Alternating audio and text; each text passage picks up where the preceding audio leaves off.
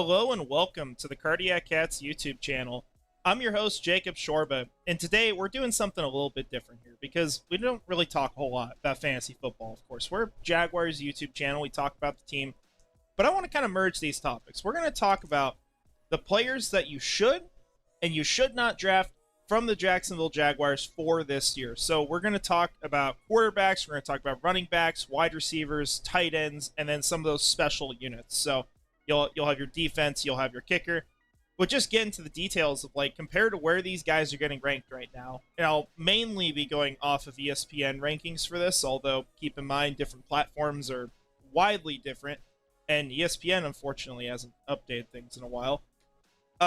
You'll still have an idea, right, of where these players are going and what to really expect out of the guy you're drafting. And so I think it's a fun conversation, and for all of us, it's fun when you can win with your team, right? With your guys in the NFL and not just like someone from the Patriots or from the Chiefs or some other team. You know, I want to win with Travis Etienne or a Christian Kirk or Brian Thomas Jr. So let's go ahead. Let's get into it. We're going to go start with the quarterbacks here.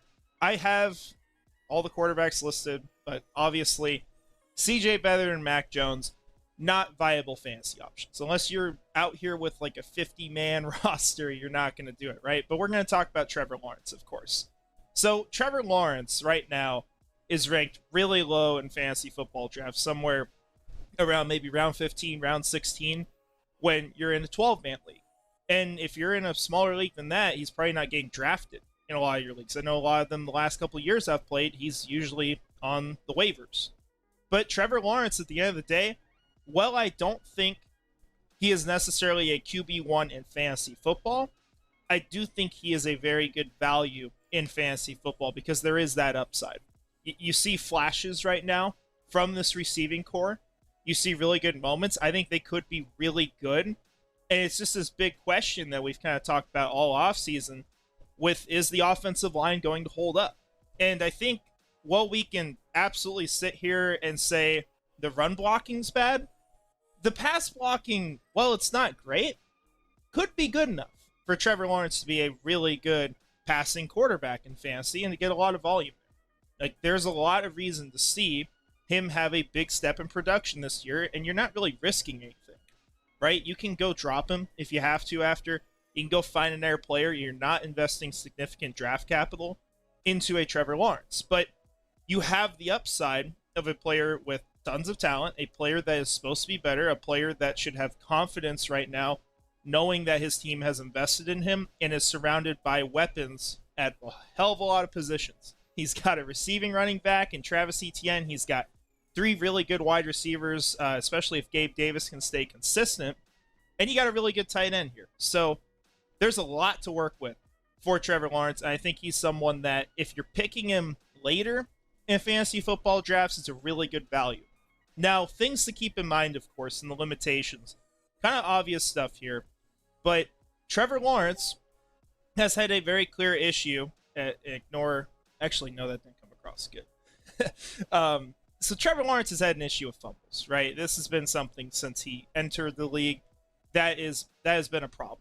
Yeah, over just this last season, where he played 16 games, he had 13 fumbles. That's an average of pretty much a fumble a game. And as a rusher, there just hasn't been a ton there for Trevor. You know, he'll rush him in maybe when he's in the red zone, maybe get touchdowns that way. That's extra points for you. But he's not someone who's going to go out and have these big games on the ground. So you are relying on a lot of passing volume. And historically for Trevor Lawrence, well, we like him here, obviously, and he's our franchise quarterback. One thing I've always kind of had an issue with that is a problem for fantasy football is volume, right? This was a quarterback that it got, almost halfway through year two until he finally threw 4 touchdowns in the game. You know, we didn't see a lot of 300-yard performances. You just haven't had that out of Trevor that consistently. And so I think for him to be a QB1, you're probably wanting him to take a big step forward there. You're wanting him to protect the ball more. You want to see these things improve. But Trevor is a really good option for a backup. He is absolutely more valuable than where he is slated in fantasy football drafts right now. Now, getting to our next position, where we'll talk about more than one guy, because Obviously, you don't got two quarterbacks on your team, but you got quite a few running backs that'll see the field, right? So Travis Etienne, a really interesting one here because if you listen to me this offseason, you know I hate the run blocking with this team. Very clear. If you haven't heard it before, you'll hear it about 20 times, probably in the next week. While I think the run blocking is a major issue, I think Travis Etienne is a fantastic player. I think in the right situation, Etienne could be that player that would be RB1 in fantasy. While I don't think that this is the best situation for Etienne, I do think he is a player that they're going to try to give the ball still. They're going to find him in the passing game. We already saw him get a receiving touchdown in the preseason on the first drive of the game for Jacksonville. He is going to be utilized heavily in that role. And so, like, if you're in a PPR league and you want to get guys who can catch the ball, Etienne's going to be great for that, right? Now, it's all about value here. And you might have might have a hard time picking him maybe in the second round. But I'll say, like, my league, I have him as a keeper. He's going to be someone that I'm going to take with a second round pick. And I'm going to feel pretty good about that because I do know that with a bad offensive line last year, one that should be worse than what they put out on the field this year, Travis Etienne was a really damn good football player. And so it should get better here. But I think with Travis Etienne, what you got to be careful about, of course, is getting injured, and you got to have an insurance policy. And so that's the big question here, I think, when you get to these other guys, is who is the guy to roster, right? If you want to have insurance, are you taking Tank Bigsby? Are you going to trust him? Is it Dearness Johnson? Does he have one of those games like he did with Cleveland way back where he went for over 100 yards filling in for Nick Chubb? And, you know, you got Keelan Robinson as well, which I see him as a special teamer. Not really too much on the offense. So, I mean, we'll see, of course. But it's really between Bigsby and Johnson. And everything I've seen from Tank Bigsby, everything we hear from him, this is a motivated player. This is a player who's doing really well right now, who has a lot of talent finally flashing, I think, on the field. And so I am very comfortable getting him at the end of a draft and rostering him to be that backup, because I do think that while there would be a big drop-off, obviously, between a really good RB1 and a backup, I do think Tank Bigsby is going to be a lot more ready for that role than he was last year. I don't think you're going to see that same kind of player. And we kind of talked about this before on here, but you got to keep in mind, Bigsby last year, coming into this team, he was essentially told, you're going to be the guy who pounds out short yards behind Luke Fortner. Good luck. Doesn't work that well, right? We saw that time and time again. Now, that doesn't justify fumbling the ball in the ways he did, or some of the decision making, right? There was a reason why he wasn't on the field a ton, but I do think that you have to consider the context. I think you have to give him another chance this year, and I think so far, everything points to him being probably the clear backup and a solid option as an insurance policy. So I think out of this group, there's two guys you consider rostering. I think you want to have them as a pair. Of course, if you don't get Etienne, you want to get Bigsby late. That's completely fine too. But for me, I think both these players are really good. I think that Etienne is someone who can overcome his situation. And just to go back, when I say really good, keep in context where they're going, right? Not saying these guys are the same player. But I do think there's value here. I compare this to other running backs, you know, in the range. I don't really feel that sold on a Joe Mixon with the Houston Texans changing teams. I don't think that's going to be all that electric. I do think, like, maybe you go down the board and you find some other good options, and like a Rashad White, especially like a Bucs offensive line that's improved. But there's just not a lot of running backs at the top. After you get through some of the top guys, and, you know, you got people who have some question marks, like a Jonathan Taylor. Not just trying to give crap to AFC South teams, but I think Etienne is one of these safer options. I think he's going to be a really good player to have in fantasy. So we got two more positions here before we get into special units, and these are all receivers because Evan Ingram's basically a receiver, but we'll get into wide receivers first. So I'm going to keep this take until the day it dies. Draft Christian Kirk. And I'm not saying don't draft anyone else. I think Brian Thomas Jr. could be a really good option. There's a little bit of risk there, but I would say I'm probably more confident right now than I was maybe when I made the graphic. But Christian Kirk is a player who is consistently undervalued, a player who consistently goes late, and a player who consistently proves people wrong. He's a guy who came here on an $18 million a year contract that people laughed at, and he's performed up to that value. I still think he's the wide receiver one right now. I don't have a whole lot of doubt about that. And I think for Brian Thomas Jr., well, I think he could be a really awesome upside play. And I would absolutely encourage people to draft him, especially in keeper leagues where you can have him the next year when he is through a full season. I just think Christian Kirk is someone that Trevor Lawrence is comfortable with, someone that he trusts, someone that can handle a large volume, and is going to be overlooked consistently by these big names that come in. And eventually, it's going to end, right? He's not always going to be the wide receiver one for this team. I think next year, you hope, at least, Brian Thomas Jr. is that guy. But right now, like, if you want the best value out of these players, I do think it's Christian Kirk. Now, on the topic of Brian Thomas Jr., once again, I specifically mentioned keeper leagues because for me, a lot of the time, I like taking rookies. I like taking young guys and getting the value out of them the next year whenever they're better players and towards the end of the season as well. I'm trying to focus on those final weeks of the year because if I'm drafting good enough in general and I'm doing my job, probably going to make the playoffs most of the time. So I like a lot of these young players. I like these guys who flash at the end of a season. You know, I could name an example of a team in my league that ended up winning a championship because they brought in Amon-Ra St. Brown late in the season, right? And so I think Brian Thomas Jr.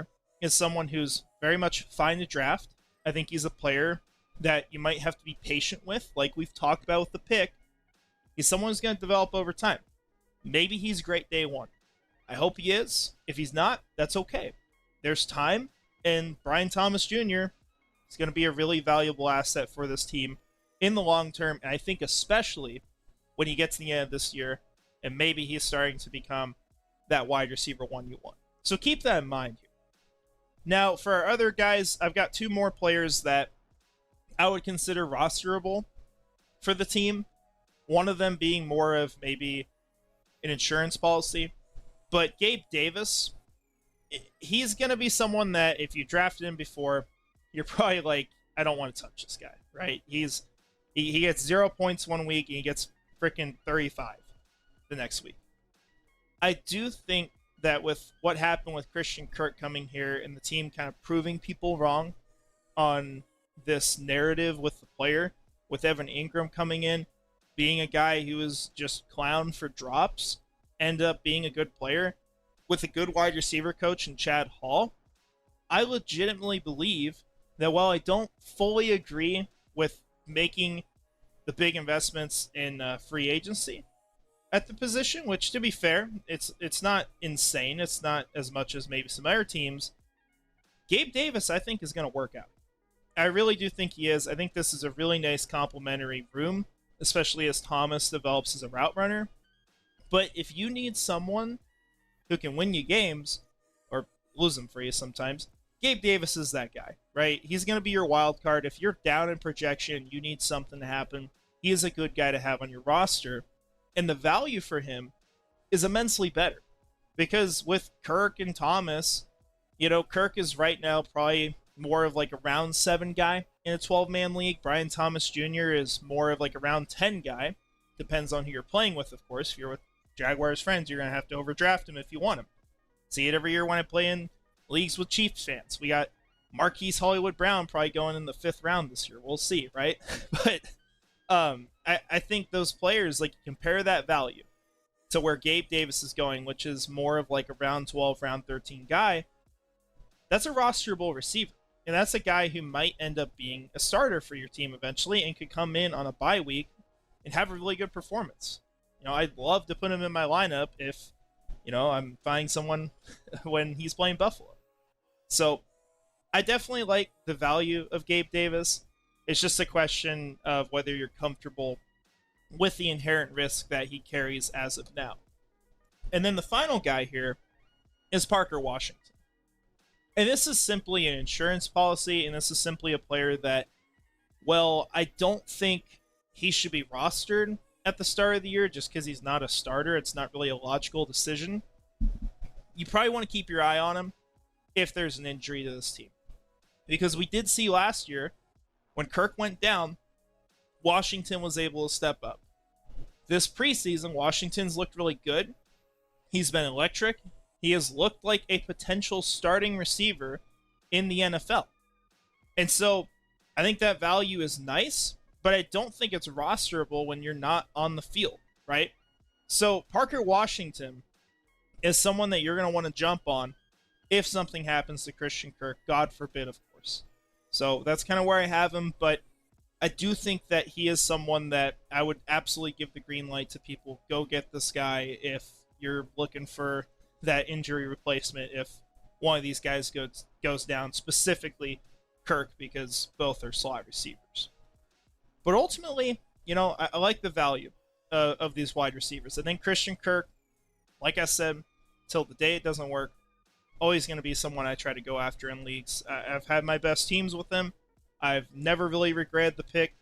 He's provided very good value for where he's gone in drafts, even if you pick him a little bit early. And so, someone I think you should definitely look at, but if you're looking for that long-term guy, if you're looking for that potential down the road wide receiver one for your team that wears teal, Brian Thomas Jr. is your guy.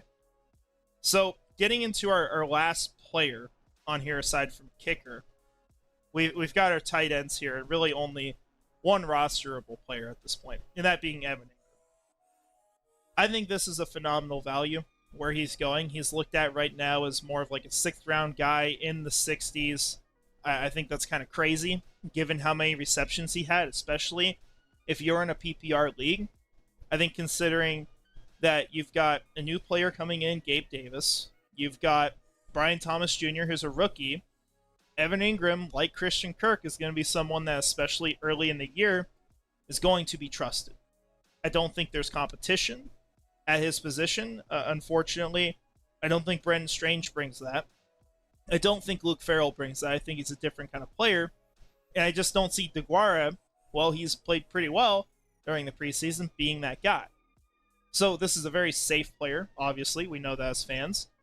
But a player who's going to get a lot of targets, a player who's going to have a lot of volume, and someone that I almost considered, and I would have got something else in return for this as well, but I almost considered trading Sam Laporta to get a package that involved Evan Ingram, because I do think he is that good of a value. Now, Sam Laporta, great player. You got him in fantasy. Probably want to keep him, but Evan Ingram, a really good player to have on your roster. Someone that I would love to get in leagues where we maybe don't have keepers. He's available in the draft, or I can trade with the team and go get him. So definitely someone to watch. Pretty simple one here. He's a top tight end in the NFL. If people tell you differently, don't listen to him. And then special units here. You got our defense, we got our kicker. And this is simple for me. Draft them both. If you can do it, get them on your team. I generally stream my defense and special teams, even kicker, a little bit at times. I don't think these positions are super important. I don't think you should be picking them as soon as as soon as you're getting to your bench. Right? Once you've filled your starters, don't go to kicker and defense, right? Most people know that, but I see it every year. And it just drives me crazy, but I also love it because it helps my team. But the Jaguars defense right now is ranked in an area where it might not get drafted in a lot of drafts. You can get it with one of those late round picks. And I think that's a really good value. I think this unit could be a top 5 unit in the NFL this year. I think they have the talent for it. To me, it's just a question of health. It's a question of, is Josh Allen, is Trayvon Walker going to stay healthy this season? If they can do that, we're good. But if you lose one of them, it's a massive issue, right? What's the interior of the defensive line going to look like against the run? That's another one for me that I think is not the end of the world, but I think could be a little bit of a problem. And then Ronald Darby, Tyson Campbell's health, both those players generally have struggled in that area. Those are your worries with defense, but I trust Ryan Nielsen. I trust what he's doing. This is a talented defense. It's a defense that's probably going to get a lot of turnovers and have a good season. Not really where I'm worried about the team. And then Cam Little, well, he missed a field goal technically in the game. He has the leg, right? And to get those big field goals, to get 6 points off that's pretty damn big in a game. I say this as someone who had Brett Maher kick like 4 60-yard field goals in a half, won me the game, right? Cam Little, I really do believe is going to be a good kicker. I think you're going to easily be able to draft him. You could probably take him with the last pick of the draft. And I think you're going to get a lot of points out of him. I think this is the guy who's super confident. I don't see him being someone that misses a kick and says, well, my career is over, time to miss 50 more. Like, I just don't see him being that guy, right? I think he's going to be a very good value. I think he's going to be basically free. And I think the Jaguars defense is something you're going to want on your team as well. So that's our video here. I wanted to hit this before everyone gets into their drafts, and I know a lot of people probably already have. Mine is next weekend. I'm excited for it. I've got 2 of them, actually. But if you guys are interested in talking fantasy at all, anything else, let me know. Talk to you in the comments. Talk to you on Twitter. I try to engage with people. But I appreciate y'all being here. Let me know your thoughts, what you agree with, what you disagree with, and we'll keep chugging along during this preseason. But thank you. Have a great rest of your day. And finally, go Jags.